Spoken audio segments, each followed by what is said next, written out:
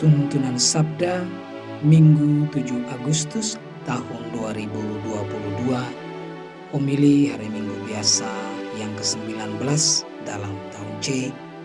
Injil Lukas bab 12 ayat 32 sampai 48. Ayat emas ayat 37.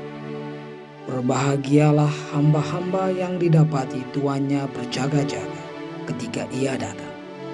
Aku berkata kepadamu, sesungguhnya ia akan mengikat pinggangnya dan mempersilakan mereka duduk makan, dan ia akan datang melayani mereka.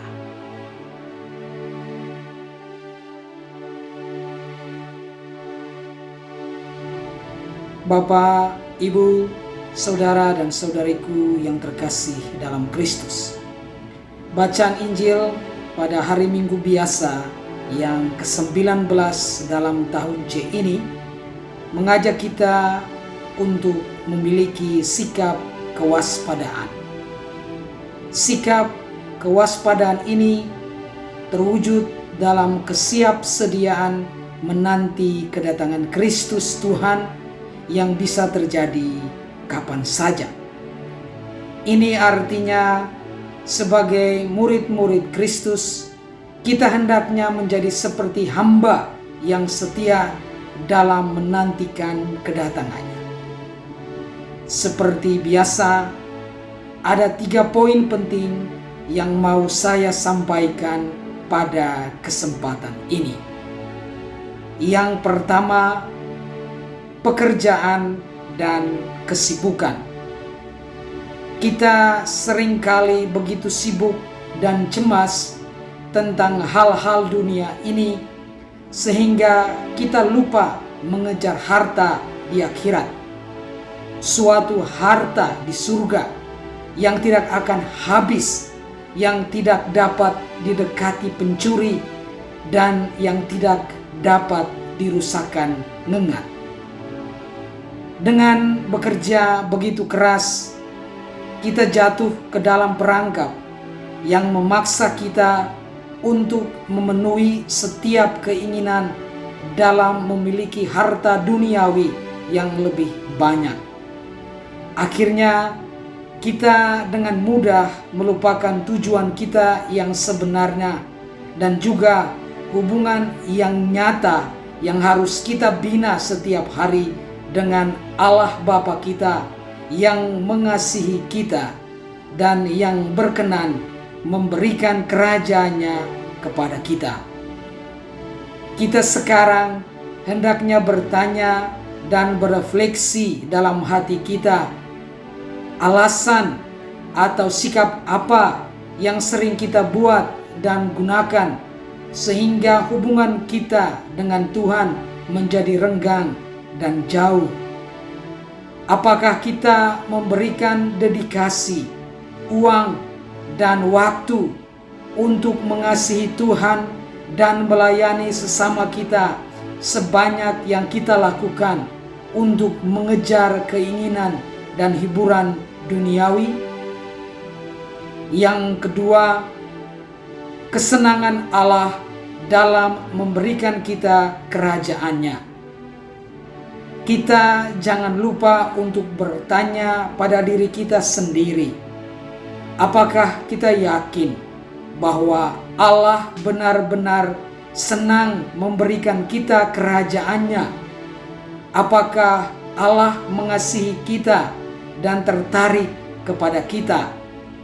Dan kita juga hendaknya jangan lupa akan pertanyaan ini.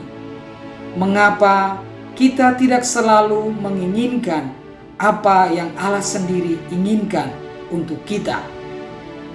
Saudara dan saudariku, untuk memelihara kehidupan rohani yang sehat dan untuk bisa mendapat jawaban tentang pertanyaan bahwa apakah Allah senang memberikan kerajaannya kepada kita, kita hendaknya sering melihat dan menilai kembali sikap kita dan mengubah prioritas hidup kita. Kita hendaknya menjaga hati kita dari penipuan dan perampasan akan harta kita yang sejati, yaitu Tuhan, yaitu Allah sendiri. Hendaknya prioritas hidup kita dan keputusan kita sebagai murid-murid Tuhan mencerminkan dan memancarkan kenyataan kepada orang-orang di sekitar kita bahwa hanya Kristuslah, hanya Allah lah cinta sejati hati kita dan harta sejati kita.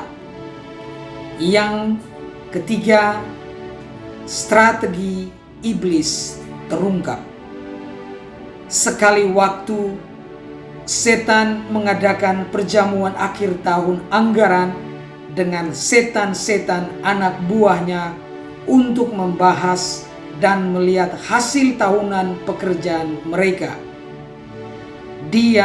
Si setan tidak senang dan dia menuntut untuk mengetahui strategi baru apa yang dapat mereka terapkan untuk menjamin keberhasilan dalam menjauhkan hati manusia dari Allah, dari pencipta mereka.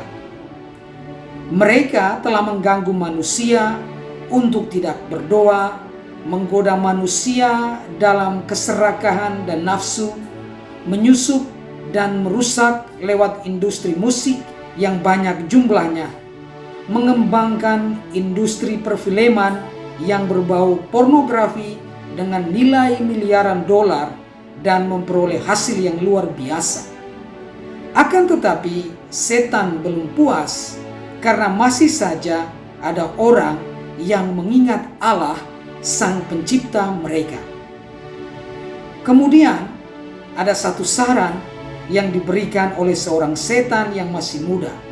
Dia berkata, kita harus meyakinkan manusia di bumi bahwa mereka masih punya banyak waktu, sehingga manusia akan terus berbuat dosa, melakukan hal-hal yang buruk tanpa henti, karena mereka berpikir bahwa mereka masih punya banyak waktu dan tak perlu untuk bertobat.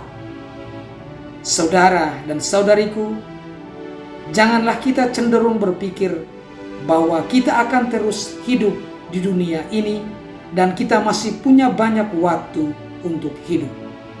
Kita hendaknya mengerti bahwa kita tidak tahu akan hari atau jamnya. Kita tidak tahu kapan anak manusia, kapan Tuhan akan datang. Kita harus bangun dari tidur, karena Kristus sendiri bersabda, berbahagialah hamba yang didapati tuannya sedang melakukan tugasnya ketika Tuhan itu datang.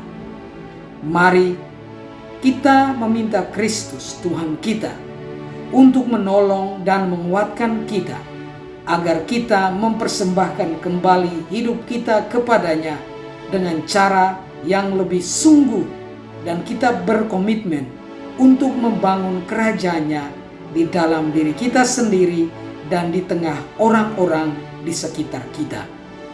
Janganlah lupa untuk melakukan pemeriksaan hati nurani yang baik, untuk melihat apa yang dapat kita lakukan untuk menjaga Kristus Tuhan kita, kehendak dan kepentingannya di atas keinginan dan kehendak kita. Shalom, salam damai sejahtera bagi kita semua, dan Tuhan memberkati.